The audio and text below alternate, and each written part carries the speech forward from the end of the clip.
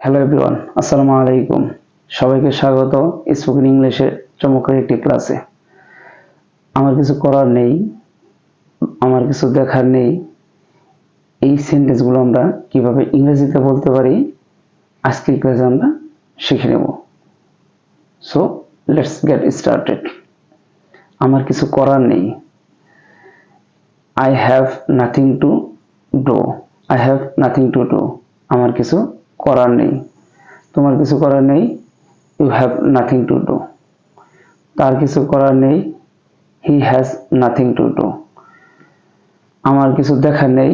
এখন প্রত্যেকটার ক্ষেত্রে কিন্তু নাথিং টু প্লাস ভার্বের বেস ফর্ম হচ্ছে। এবং যদি বলি আমার কিছু জানার নেই, I have nothing to know. আমার কিছু দেখার নেই, I have nothing to see. আমার keep watching, keep learning, have a good day.